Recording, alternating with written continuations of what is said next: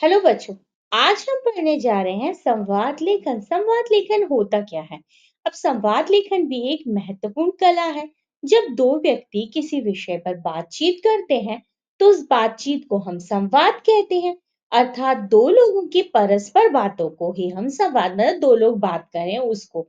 अब इसी बातचीत को यदि हम लिखित रूप दे दें तो ये हमारा संवाद लेखन बन जाता है। सामान्यतः संवाद लेखन किसी विशेष विषय पर यानी प्रश्नोत्तर शैली में लिखा जाता है। ये वार्तालाप की तुलना में अधिक औपचारिक होता है।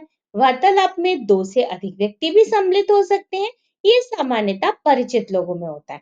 अब इसमें किसी औपचारिकता का विशेष रूप से पालन नहीं किया जाता, मतलब कोई पहचान वाला हो जरूरी नहीं है।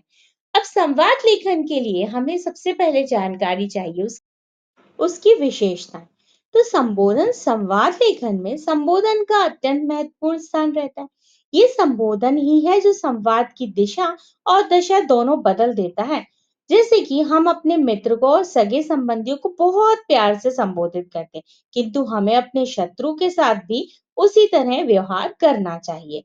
दूसरा देखिए, स्वाभाविकता यानी बातचीत संवाद में किसी भी प्रकार की कृत्रिमता नहीं होनी चाहिए, बनावट नहीं होना चाहिए। स्वाभाविक संवाद जो होता है वो अधिक प्रभावशाली होता है। सोच समझकर किए गए संवाद के स्थान पर दिल की आवाज को आधार बनाकर की गई बातचीत अधिक प्रभावशाली होती है। आप समझ गए होंगे। तीसरा है अवसर अनुकूल स्थान, मतलब अवसर के अनुरूप संवाद किया जाना। जैसा समय हो वैसी बात करना वो अत्यंत प्रभावशाली होता है। जैसे कि विवाह और मृत्यु दोनों की विपरीत परिस्थितियां हैं, तो दोनों में संवाद का बिल्कुल अलग अलग भाव प्रस्तुत किया जाता है। ऐसा नहीं कि मृत्यु में हम विवाह की बात करने बैठ जाएं, ये गलत हो जाता है। चौथा है हमारा शैली संवाद लेखन, यानी कि शैली जो है वो प्रभावशाली होनी चाहिए, स्वाभाविक तथा सहज होनी चाहिए। संवाद को सीधी तरह से हमें प्रस्तुत किया जाना चाहिए। तो आप समझ रहे होंगे कि ये कौन सी विशेषताएं हैं संवाद को करने की। कोई भी बनावट नहीं, दिल से बोलना चाहिए और सहज और सरल और सीधी भाषा में हमें इसे प्रस्तुत करना है। तो आइए अब हम देखते हैं अध्यापक और विद्यार्थी के बीच में आपसी संवाद। तो विद्यार्थी पूछता है अपने, क्या मैं अंदर आ सकता हूँ सर? तब अध्यापक ने दिनेश की ओर देखते हुए कहा, आओ दिनेश, तुम कहाँ थे? तब विद्यार्थी ने कहा, सर हमें ड्रामा इंचार्ज पाल साहब ने रोक लिया था, क्या मैं अब अंदर आ जाऊं? अब अध्यापक ने कहा, हाँ हाँ आओ, पर तुम ये बताओ कि पूरा साल ड्रामा ही करते रहोगे या कुछ पढ़ोगे लिखोगे भी? विद्यार्थी ने बोला, सर मुझे सारे पाठ याद हैं, होमवर्क भी पूरा है। अध्यापक ने कहा, अच्छा वेरी गुड, पर यह ड्रामेबाजी तुम्हारी पढ़ाई में बाधा नहीं डालेगी? इस तरह आपने देखा, अध्यापक ने बोला, फिर विद्यार्थी ने बोला। अब विद्यार्थी कहता है, नहीं सर, पढ़ाई मेरी प्राथमिकता है और अभिनय मेरी अभिरुचि, मतलब मेरा इंटरेस्ट है, रुचि है। तो इन दोनों में मैं बैलेंस बनाऊंगा, संतुलन बनाकर चलूंगा। अध्यापक ने कहा, वेरी गुड दिनेश, तुमसे बात करके मुझे बहुत अच्छा लगा।